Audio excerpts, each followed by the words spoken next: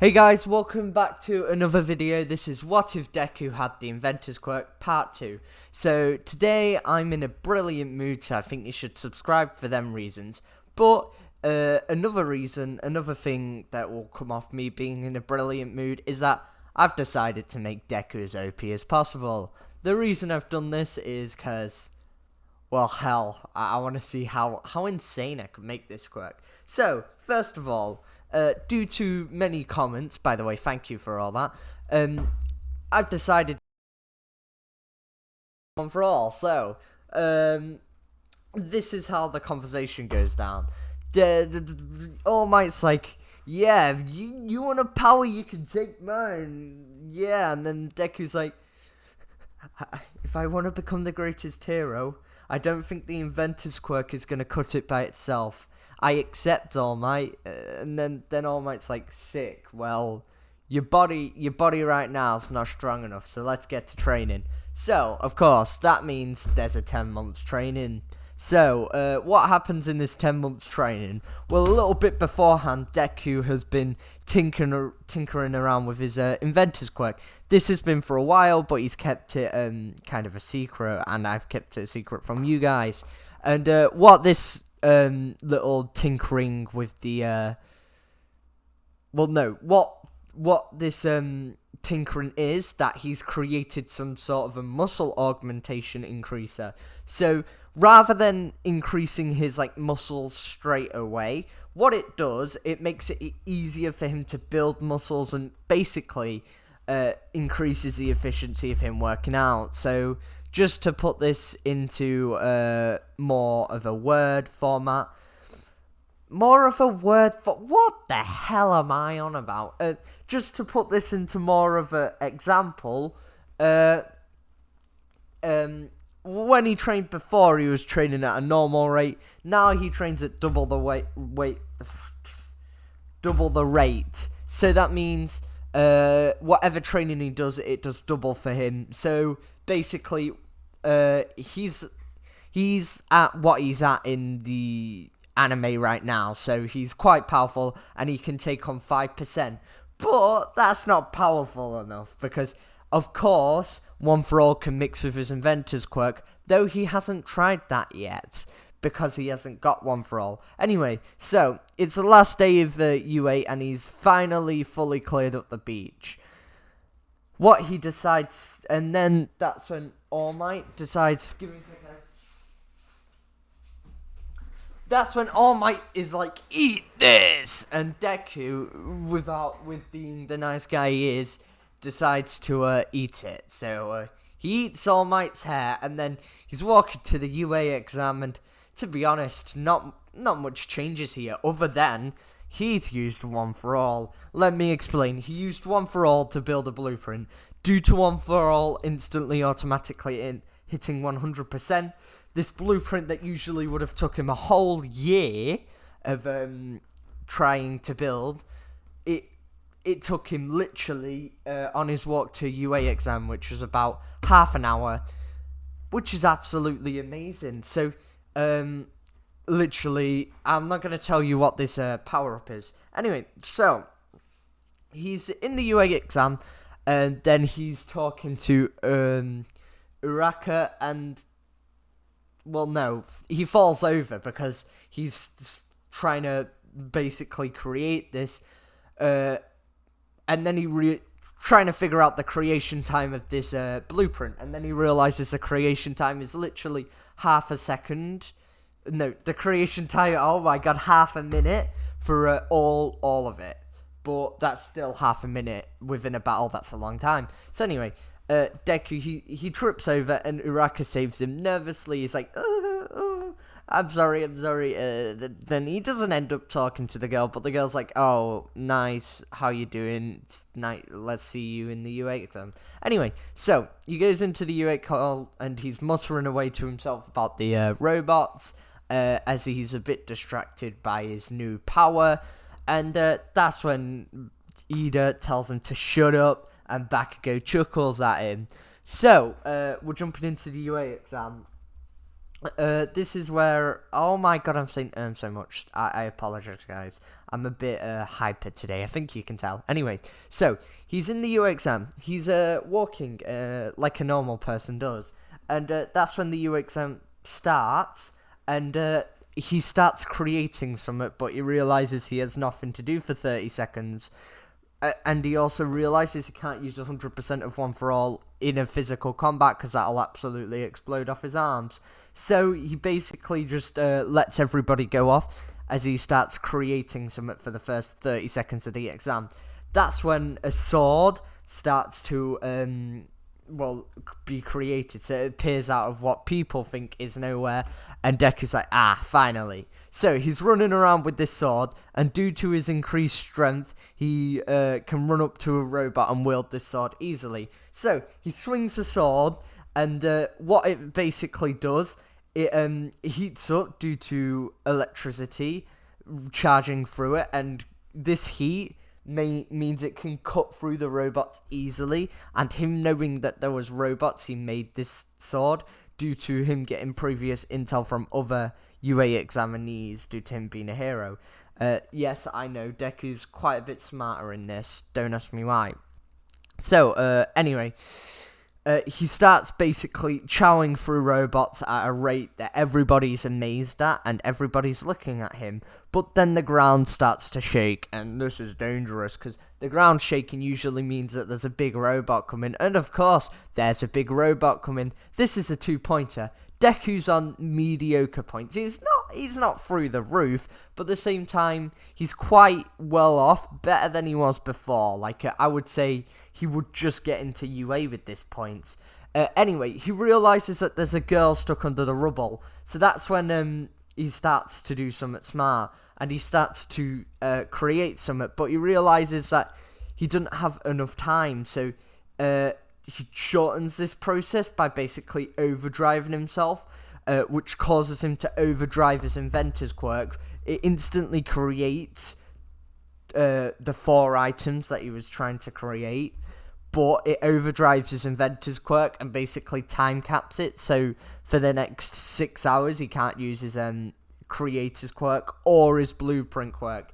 And Deku realizes this afterwards, but he realizes that it was for a good cause. That's when 4 items get created, and that is 2 braces around his legs and 2 braces around his arms. These look like gauntlets, but they have like some sort of tech vibe to them, and they have like circles around them floating in the air. And basically, them circles are there to... the whole gauntlet is there to absorb as much as One For All's external knockback damage there is. After being told that there's knockback damage from All Might, the owner of One For All, he builds some model gauntlets and he matches them up to his strength. Which is very smart of Deku, and like this right now is big brains. Anyway, he jumps up, and this basically causes the causes the boots to almost shatter, and then he goes, One For All. Oh my god, no, that's not right. One For All, 100%. Smash, and this smash creates a gust of wind, completely shattering one of the gauntlets, and the boots that were hanging on to the last of the shreds realize that they're gonna have to absorb some of the excess power. They both absorb some of the excess power and shatter, as the other gauntlet that does absorb some of the excess power doesn't shatter due to it being not touched as directly as the other ones, like not used. But basically Deku realizes that he's gonna have to like level up the gauntlets.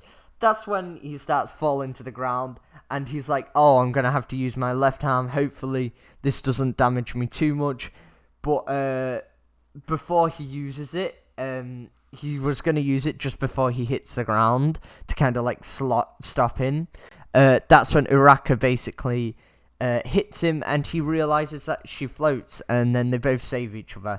That is the end of the hero exam. Of course, I'm gonna skip ahead of it. Skip ahead Deku's depression because he's not really sad anymore. He's just training, and he's got his inventor's quirk back, and that's how he realized the 6-hour time limit. And he started working on the gauntlets again. This time at 100%, not overdrive. 100% of one for all. By the way, I'm just putting this in there. 100% is all he can handle of one for all, so it's not that powerful. It's only about he can handle 20% of one for all in his inventor's quirk right now, and about 8% in his in like running form, but he doesn't know full cowling yet. So anyway, he gets the results and he realizes he's actually came first. This is because he got a decent amount of points when it came to he got a decent amount of points when it came to just destroying robots himself because of that sword.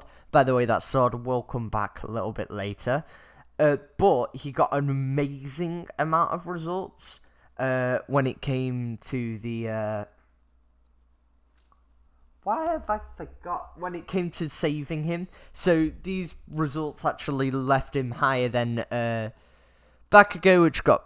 Well, it annoyed Bakugo, but Bakugo realizes Deku's somewhat strong, or he's just full on annoyed.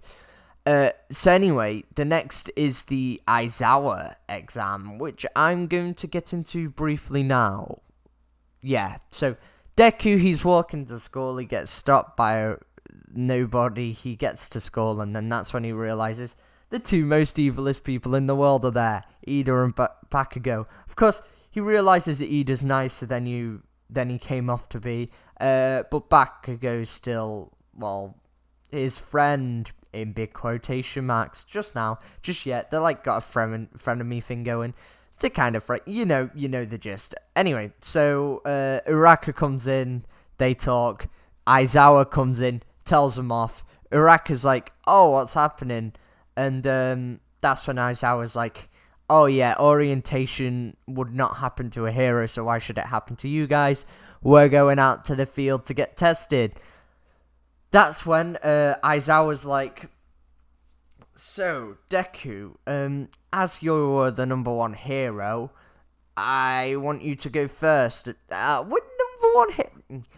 you were the number one examinee, I want you to go first in the test we are doing today. So, we're going to start off with a fitness test, and then everyone's like, but you can use your quirks. And then Aizawa's like, Deku, throw this ball. And Deku was like, I thought you'd say that.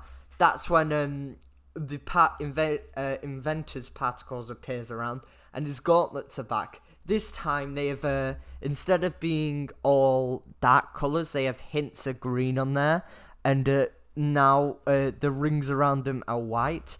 This rather than I think they were black. Yeah, we'll go. They were purple before. Now they're white. Don't know why I went for the different colours, but yeah, they're white now. This is to symbolise the upgrade to level 2 gauntlets, and this can take 100% of one for all, but crack straight away. But don't need to rely on other ones. So yeah, that's all good. So Deku's like, one for all, unite. No, one for all. One for all, Texas throw, and this throw ends up going really far, further than it did in the anime because it's his full arm, and it beats Bakugo's score like through the roof, and this just annoys Bakugo. That's when it shatters, and the cooldown for him getting his gauntlets back is it's 10 minutes. Yeah, we'll go 10 minutes. Anyway, this of course changes when his quirk goes into overdrive, but we won't talk about that. So anyway, in the running one, he uses his boots. This charges him forward and scrape along the ground, destroying the boots, but getting him there first, beating even Ida's time. As for the jump to side to side, he relies on his fitness, which gets him mediocre scores near the top, of course. not beating Mineta. This, of course, leads him an overall score of about, I want to say first place, just above Bakugo. And this, of course, really annoys him, but Bakugo charges at him, and that's when Aizawa takes away his quirk and lashes him up. Then it's found out that Mineta came last, but Mineta doesn't get kicked out of U8 due to Aizawa's potential within him, seeing himself as a capture hero within him. And then the ending credits happen as it is the end of this episode. If you enjoyed my absolute rambling, I was everywhere. I'm so sorry about that. But if you did enjoy it, remember to like and subscribe. It helps me out a bunch. And I just want to thank you guys for watching. Anyway, good night and goodbye.